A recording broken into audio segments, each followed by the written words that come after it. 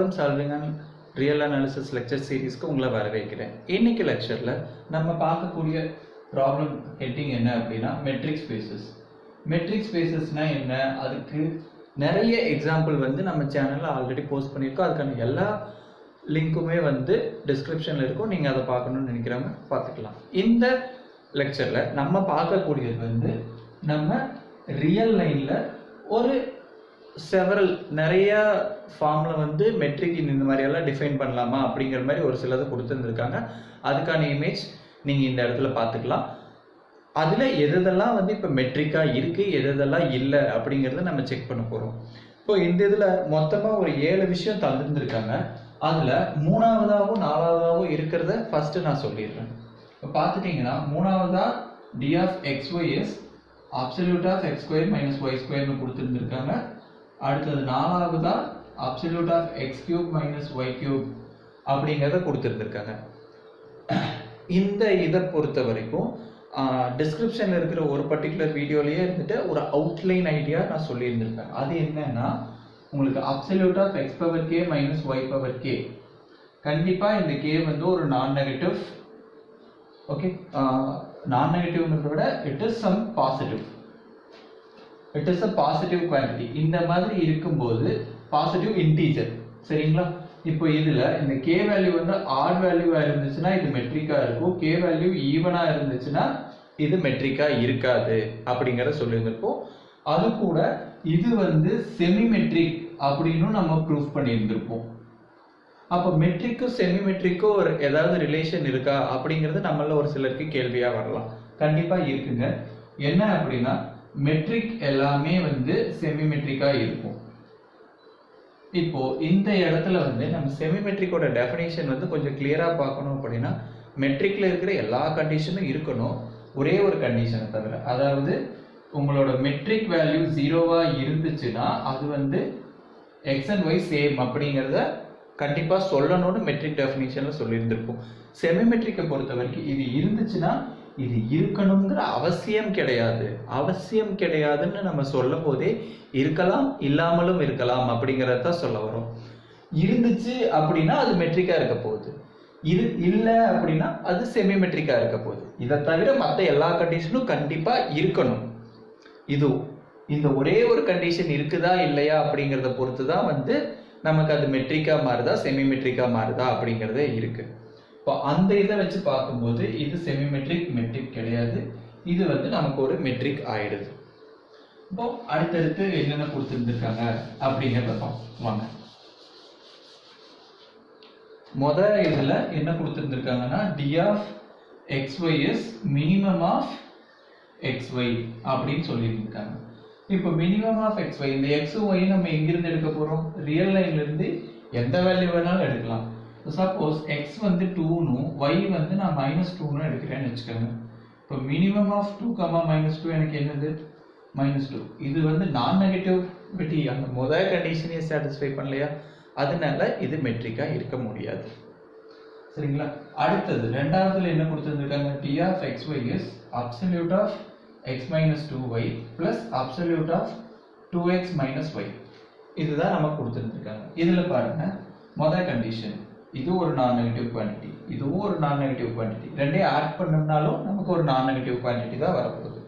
அப்போ பிரச்சனை கிடையாது. அடுத்தது தாங்க, இப்போ நான் எக்ஸும் ஒய்யும் சேம்னு எடுத்துக்கிறேன். அப்போ என்னோட d of x, x எனக்கு என்னன்னு கிடைக்கணும்? 0ன்னு கிடைச்சது அப்படின்னா இது மெட்ரிக்கு தேவையான கண்டிஷன் எல்லாம் சாட்டிஸ்ஃபை பண்ணிக்கிட்டு இருக்கு. இப்போ பார்ப்போம், இந்த இடத்துல absolute of -x plus absolute of xன்னு வரப்போகுது. இதுவும் சேம் தானே? absolute of x plus absolute of x. அப்போ 2 times of absolute of x. இது 0வா இருக்கணுங்கிற அவசியம் கிடையாது. இந்த x 0வா இருந்தால் மட்டும்தான் இது ட்ரூ. இல்லை அப்படிங்கிற பட்சத்தில் இது 0 கிடையாது. அதனால இதுவும் மெட்ரிக் கிடையாது. இப்போ அஞ்சாவதா என்ன கொடுத்துருந்துருக்காங்க? அஞ்சாவதா பார்த்துட்டீங்கன்னா நமக்கு d of xy is absolute of x minus absolute of y plus upon 1 plus absolute of x absolute of y. இந்த இதை கொடுத்துருந்துருக்காங்க. ஓகே, இதுல வந்து டினாமினேட்டர் பாருங்க, கண்டிப்பா இது ரெண்டுல ஏதாவது ஒன்று 0வா இருந்துச்சுனாலும் கூட ஒரு 1 add பண்றங்காட்டி denominator is a positive quantity. denominator கண்டிப்பா பாசிட்டிவா தான் இருக்க போகுது. இங்க உள்ள வந்து என்ன வந்துச்சுனால வெளியே ஒரு அப்சல்யூட் வேல்யூ இருக்கங்காட்டி இது ஒரு நான் நெகட்டிவ் தான் வரப்போகுது. அப்போ டுகெதரா பார்க்கும்போது இது ஒரு நான் நெகட்டிவ் குவான்டிட்டி, பிரச்சனை கிடையாது. அடுத்தது வாங்க, இப்போ நான் எக்ஸும் ஒய்யும் சேம்னு எடுத்துக்கிறேன். எக்ஸும் ஒய்யும் சேம்னு எடுத்தேன் அப்படின்னா எனக்கு என்ன கிடைக்க போகுது? d of x, x is equal to absolute of x minus absolute of x upon 1 plus absolute of x times absolute of x. இப்போ நியூமரேட்டர் எனக்கு 0, கீழே வந்து எந்த ஒரு விஷயம் வரப்போகுது, இது 0 தான், பிரச்சனை கிடையாது. இப்போ நான் d of xy 0ன்னு எடுத்துக்கிறேன். அப்போ absolute of x minus absolute of y upon 1 plus absolute of x absolute of y equal 0. கண்டிப்பா டினாமினேட்டர் பார்ட் எனக்கு பாசிட்டிவ் தான். ஸோ இங்க எனக்கு எந்த பிரச்சனையும் கிடையாது. இதுல இருந்து எனக்கு கிடைக்கிறது என்னது? absolute of x minus absolute of y is 0. இப்போ இது இருக்கணும்னா absolute of x minus absolute of y is 0. இதுல இருந்து எனக்கு என்னது? absolute of x um absolute of y உம் சேமா இருக்கணும். இதுல இருந்து x உம் y உம் எனக்கு சேமா இருக்கணும்னு அவசியம் இருக்கா? ஒரு பர்టిక్యులர் எக்ஸாம்பிள் வச்சு பார்ப்போம். நான் x வந்து 4ன்னு எடுத்துக்கிறேன், y 4ன்னு எடுத்துக்கிறேன், சேம் தான். இப்போ x 4ன்னு எடுத்துக்கிட்டு y minus 4ன்னு எடுத்தனால என்ன தான் நடக்க போகுது? எனக்கு அப்பவும் இதே தான் கிடைக்க போகுது. அப்போ இதுல இருந்து எனக்கு xும் yயும் சேம் அப்படிங்கிற அஷ்யூரன்ஸ் கிடைக்கல. அதனால இதுவும் மெட்ரிக் கிடையாது. இப்போ வாங்க அடுத்ததுக்கு போவோம்.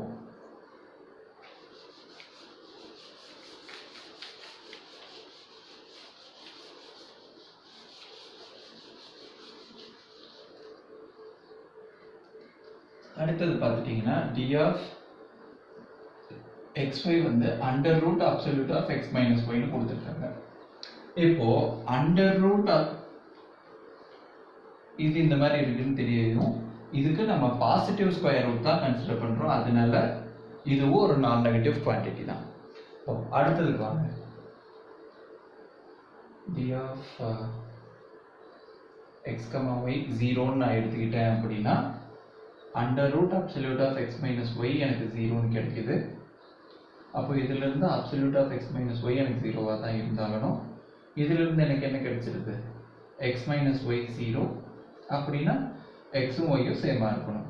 இப்போ x உம் y உம் சேமா இருந்துச்சுன்னா இது நடக்க தான் போகுது. இது உண்மை அப்படிங்கும்போது இதுவும் உண்மை தான். இது உண்மைனா இதை எழுதிக்கலாம். இப்போ எனக்கு ஃபுல் அந்த ஃபர்ஸ்ட் கண்டிஷன் ஃபுல்லா கிடைச்சிருச்சு. இப்போ absolute of x minus y absolute of y minus x ன்னு எழுதலாம்.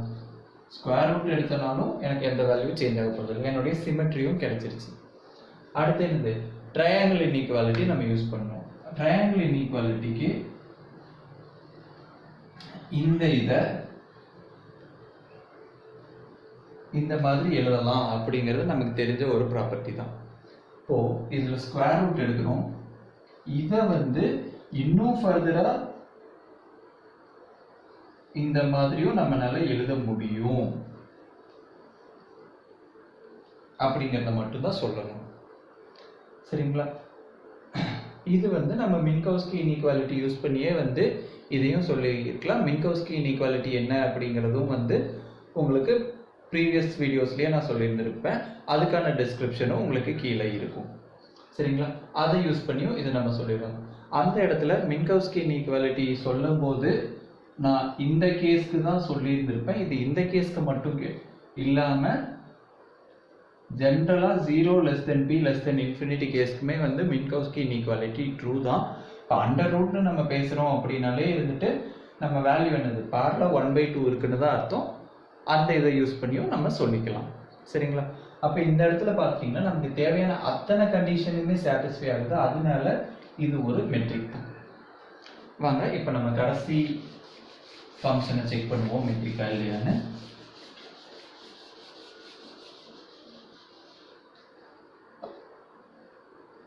d of xy is absolute of f of x minus f of y. இந்த இடத்துல f is a function. இது வந்து r ல இருந்து r க்கு டிஃபைன் பண்ண ஒரு மோனோடானிக் ஃபங்க்ஷன் அப்படின்னு சொல்லி இருந்திருக்காங்க. மோனோடானிக் ஃபங்க்ஷன் அப்படின்னா அது மோனோடானிக்லி இன்க்ரீசிங்காகவும் இருக்கலாம், இல்லை மோனோடானிக்லி டிக்ரீசிங்காகவும் இருக்கலாம். இங்கே எந்த மாதிரியானதுன்னு சொல்லலை, எய்தர் மோனோடானிக்லி இன்க்ரீசிங் இல்லை மோனோடானிக்லி டிக்ரீசிங். அதை மட்டும் நம்ம ஞாபகம் வச்சுக்கிட்டா போதும். இப்போது இது மோனோடானிக்கலி, இன்னொரு இது மோனோடானிக்கலி ஸ்ட்ரிக்ட்லி இன்க்ரீசிங் அப்படிங்கிறதையும் நோட் பண்ணிக்கோங்க. சரிங்களா? ஏன் அப்படின்னா இதை யூஸ் பண்ணி தான் நம்ம எல்லாம் கொண்டு வர போகிறோம். இப்போ இந்த இது பார்த்துட்டிங்கன்னா கண்டிப்பாக அப்சல்யூட்டுக்குள்ளே இருக்குது அப்படிங்கிறங்காட்டி இது வந்து ஒரு நான் நெகட்டிவ் குவான்டிட்டி தான். ஏன்னா F from R to R அப்படிங்கும் போதே உங்கள் எஃப் ஆஃப் எக்ஸு ஒரு ரியல் வேல்யூ தான், எஃப் ஆஃப் ஒய்யும் ஒரு ரியல் வேல்யூ தான். இதுக்கு முன்னாடியான ப்ராப்ளம்ஸ்லாம் வந்து அதை எப்படி ஒரு நார்மல் ரியல் வேல்யூவாக ட்ரீட் பண்ணமோ அதே மாதிரி ட்ரீட் பண்ணி உங்களோட நான் நெகட்டிவிட்டி, சிமெட்ரி, அப்புறம் ட்ரையாங்கிள் இன்இக்வாலிட்டி, இது எல்லாமே வந்து உங்களால் சொல்லிட முடியும். சரிங்களா? இப்போ முக்கியமாக நம்ம செக் பண்ண வேண்டியது என்னவா தான் இருக்க போகுது, இந்த டி ஆஃப் எக்ஸ் ஒய் ஜீரோவா இருந்துச்சுன்னா எக்ஸும் ஒய்யும் சேம். இதைத்தான் இது பண்ணணும். சரி வாங்க இதிலிருந்து ஆரம்பிக்கும். என்னோட d of x y zero அப்படின்னா எனக்கு என்னது, absolute of f of x minus absolute of f of y வந்து ஜீரோ. இதிலிருந்து எனக்கு f of x equals f of ஒய்னு கிடைக்குது. இப்போ f of x equals f of ஒய்லிருந்து நான் என்ன சொல்கிறேன், எக்ஸும் ஒய்யும் சேம்னு சொல்லிட்டேன்னா எனக்கு முடிஞ்சுது. சரிங்களா? அதை நான் எப்படி சொல்ல போகிறேன், அதுதான் இங்கே முக்கியமான ஒரு விஷயம். ஓகே, மோனோடானிக்கலி இன்க்ரீசிங்னு சொல்லியிருக்காங்களா? அப்போது இதுக்கு மோனோடானிக்கலி இன்க்ரீசிங் அல்லது டிக்ரீசிங், மோனோடானிக்னு மட்டும்தான் சொல்லியிருந்துருக்காங்க, இன்க்ரீசிங் அல்லது டிக்ரீசிங். இன்க்ரீசிங்காக இருக்குது அப்படின்னா ஃபங்க்ஷன் வந்து இந்த மாதிரி தான் ஏதோ ஒரு வாக்கில் போய்கிட்டு இருக்க போகுது. டிக்ரீசிங்காக இருக்குது அப்படின்னா இந்த மாதிரி ஏதோ ஒரு இந்த மாதிரி ஏதோ ஒரு இதில் நமக்கு போய்கிட்டு இருக்கும். இப்போ டயக்ராம் வச்சே வந்து நீங்கள் ஒரு இதை ஐடென்டிஃபை பண்ணிக்கலாம். கண்டிப்பாக இந்த பாயிண்ட்ல நான் அது வேற எந்த ரெண்டு பாயிண்ட்டுக்கும் எங்கேயுமே வந்து எனக்கு கிராஃபில் இப்படி ஸ்ட்ரைட்டாவோ இல்லை இப்படி ஒரே பாயிண்ட்டுக்கு ரெண்டு வாட்டி வர மாதிரியோ வந்திருக்காது. அதுதான் மோனோடானிக்கோட ஸ்பெஷாலிட்டியே. அப்படி இருக்கும்போது உங்களுக்கு என்னதான் நடக்க போகுது, என்ன நடக்கும் அப்படின்னா இந்த ஃபங்க்ஷன் கண்டிப்பாக ஒரு 1-1 ஃபங்க்ஷனாக இருக்கும். சரிங்களா? இப்போ 1-1 ஃபங்க்ஷனாக இருக்கு, இமேஜ் எனக்கு சேம் அப்படின்னா கண்டிப்பாக ப்ரீ இமேஜ் சேமாக தான் இருந்தாகணும். சரிங்களா? இப்போ இந்த இடத்துல முக்கியமாக நம்ம நோட் பண்ண வேண்டியது என்ன அப்படின்னா மோனோடானிக், அதுவும் முக்கியமானது ஸ்ட்ரிக்ட்லி மோனோடானிக். மோனோடானிக் ஃபங்க்ஷன்ஸ் எல்லாமே வந்து 1-1 இருக்கும். சரிங்களா? 1-1 எல்லாம் மோனோடானிக்காக இருக்குன்னு நான் சொல்ல வரல, ஸ்ட்ரிக்ட்லி மோனோடானிக்காக இருக்கிறதெல்லாம் 1-1 இருக்கும். அப்போ அதை யூஸ் பண்ணி இந்த மாதிரி எழுதிட்டோம். இப்போ இதிலிருந்து அப்படியே ரிவர்ஸில் போகணும். இமேஜ் சேமாக இருந்துச்சுன்னா, சரி டொமைனில் நம்ம எடுக்கிற எலமெண்ட் சேமாக இருந்துச்சுன்னா கோடொமைனில் சேமாக தான் இருக்கணுங்கிறதா ஃபங்க்ஷனுடைய டெஃபினிஷனு. பேசிக்காக ஃபங்க்ஷனாக இருக்கணும்னாலே அது இருக்கணும். அதனால திஸ் இம்ப்ளைஸ் திஸ். இப்போ இதிலிருந்து இதுக்கு அடுத்தது மற்றது எல்லாமே டைரெக்டாக வந்துடும். அப்போ பார்த்துட்டிங்கன்னா மெட்ரிக்கு தேவையான எல்லா கண்டிஷனும் இங்கே சாட்டிஸ்ஃபை ஆயிடுச்சு. அதனால இதுவும் ஒரு மெட்ரிக் அப்படின்னு நம்ம சொல்லிடலாம். இந்த வீடியோவில் உங்களுக்கு ஏதாவது சந்தேகங்கள் கேட்க வேண்டியது இருந்துச்சு அப்படின்னா கமெண்ட் செக்ஷனில் நீங்கள் அதை பதிவிடலாம். உங்களுக்கான விடைகள் 24 மணி நேரத்திற்குள் அளிக்கப்படும். இந்த வீடியோவை பார்த்தமைக்கு நன்றி.